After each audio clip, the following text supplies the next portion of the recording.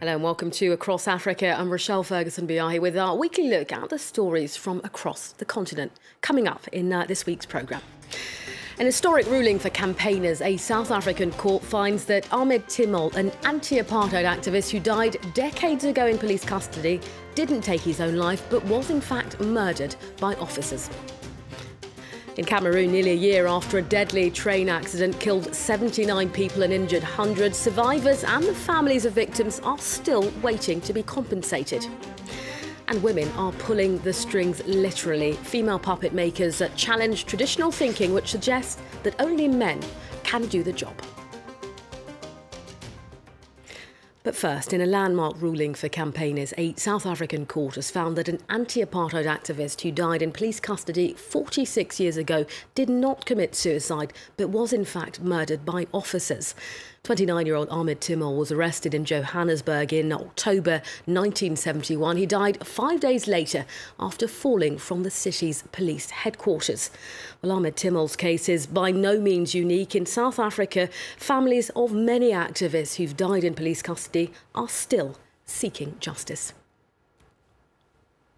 40 years ago, Philip Mabelane heard on the news of the death of a detainee at police headquarters in Johannesburg. Only later he discovered that the man was his 23-year-old son, Matthews. According to police at the time, Matthews had killed himself by jumping from the 10th-story window of this building, but his family never believed it.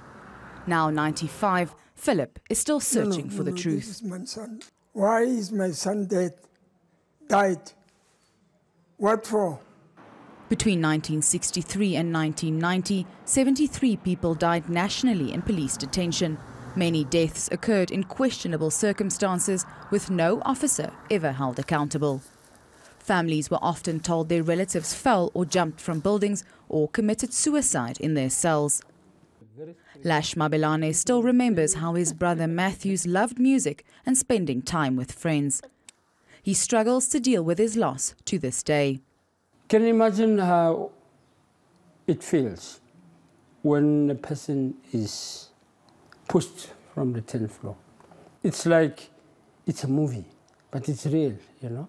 The family believes the case of Ahmed Timol, another detainee who died in similar circumstances at the same building to Matthews in 1971, might push prosecutors to also reopen Matthews' case. Timol's family battled for years to get the case before the court, and human rights organizations have accused the state of dragging its heels in dealing with these cases. There are many victims and their families in our country who know part of the story and who also are able, because of the Truth Commission, to pinpoint who the perpetrators are. They deserve justice, and our country deserves justice. The Mabelane family is happy to get the support of the Foundation for Human Rights, who has decided to also champion Matthew's case, but they worry that his elderly father, Philip, will run out of time to see justice being done. To Cameroon next, where almost 1 year after a deadly train accident in the city of Iseka, survivors and the families of victims are still awaiting compensation. An official inquiry found that the French majority-owned railway company Camrail was at fault. Our correspondent sent us this report. A working-class neighbourhood in the suburbs of Douala, the economic capital of Cameroon. We meet with Juste Ntundi at his family home.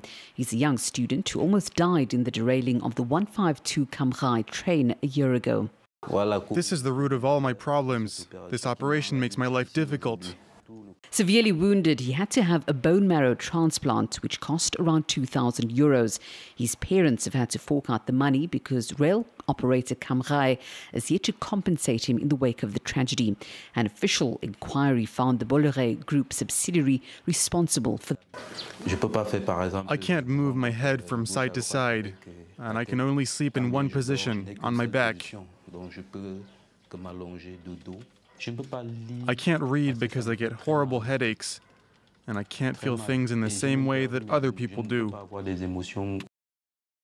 This is the central station of Douala, where the train never arrived, where the battle for compensation begins. For this man, it's the start of a lengthy procedure put in place by Camrail, which includes medical examinations and other assessments in order to apportion blame. A year later, only a quarter of the more than 1,300 victims registered have been compensated.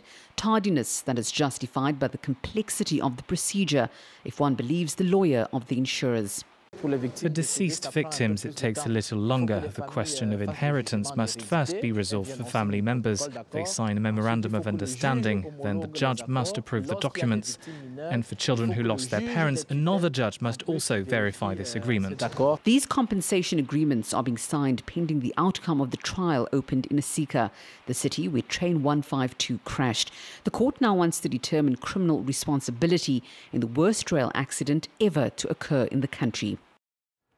Next, an estimated 23 billion tonnes of mostly untapped coal lie beneath Tete province in Mozambique. Now, Tete is expected to become the region's energy powerhouse built on coal and hydroelectricity. However, local farming communities say they're losing out to the coal boom. France 24's Lauren Bursticker brings us this next report. In 2009 and 2010, over 1,300 families were resettled away from Mozambique's Tete province to make way for a large-scale coal mining operation. Many were relocated to Kateme, a newly constructed village, but they've since struggled to make ends meet. The standard of living here is poor and there is no work. Several families have left their homes to try their luck in the city. Mozambique's Tete province sits on a largely untapped 23 billion tons of coal and has been primed to become the country's new energy and economic powerhouse. But so far, local populations have been on the losing side of the boom. Over the past decade, entire farming communities have been uprooted to make way for mining concessions and licenses granted to foreign companies.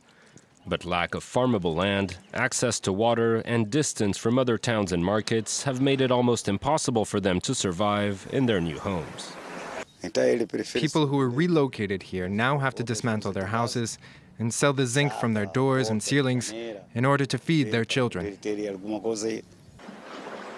In 2014, the government pledged to reinvest a percentage of mining revenue into the development of local communities. And while authorities recently said the country's mining sector had grown by over 50%, Kateme residents are still waiting for their share. Liberians headed to the polls this week to elect a new leader to succeed the Nobel Peace Prize winner Ellen Johnson Sirleaf. When Sirleaf came to power in 2005, many of her supporters thought it would provide an automatic boost for women's rights. Well, her critics say 12 years after she took office, Liberia remains a very difficult place for girls to get an education. Clement Bonnereau explains. 16-year-old Bendu Kohli is a student at this private school here in Monrovia.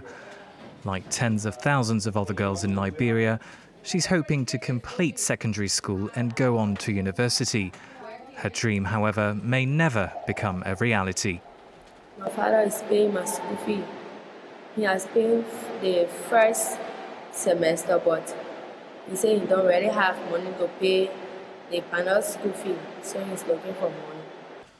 12 years after Ellen Johnson Sirleaf came to power, becoming Africa's first elected female head of state, Liberian girls are still among the least educated in the world today. Only 17% of them reach secondary school compared to just under 40% of boys according to UN figures. A recent report even suggests that Liberia is among the top 10 toughest countries for girls' education, along with South Sudan, Chad and Afghanistan. Human rights groups say that while the president has provided inspiration to Liberian women, particularly in politics, little progress has been made in other areas, including gender-based violence and women's health. Maybe the problems we have as women is that our expectations were very high. And that's why we feel the disappointment probably more than the other segment of our population. Ellen Sirleaf Johnson is stepping down after a maximum 2 terms as president. Out of the 20 candidates running to succeed her, only one is a woman. In West Africa, puppets or marionette dolls are regarded as mystical and sacred objects that are typically taboo for women to touch. But female puppet makers, women from Burkina Faso, Ivory Coast and Niger, have come to Mali to fight back against tradition and prove, in fact, you don't have to be a man to be a puppet master. Anthony Fouchard reports. The beauty of puppets like these is in the fine detail and the balance between careful craftsmanship and pure extravagance. No, goodness, you're beautiful, stunning. Do you know that you're stunning? Moi, personnellement, quand je regarde votre marionnette, j'ai un peu peur quand même. It scares me too, but you just have to take it one step at a time. You can't leave out a stage. But eventually, at the end, this will be a beautiful doll. In West Africa, marionette dolls like these are sacred objects. Making them is a job normally reserved for men. But 12 women from across the region have come together in Mali to show this can be a profession that's open to all. The only limit, your imagination. They're like humans really, but it varies. I find some of the dolls really original. One new puppet maker asked me what I thought about their doll, and I told her it was so original there was nothing I could have changed. She was inspired by her own feelings, and that's what we try and get all the participants to do. Kamara Kadidiatu is a doll maker from the Ivory Coast. For the past 2 years, her all-female theatre company have used dolls in educational productions. If you want to talk about HIV, for example, with girls who are 12 or 13, then we do little shows with the dolls so they can really understand what we're trying to say to them. The group plans to stage pop-up puppet shows in places like markets as well.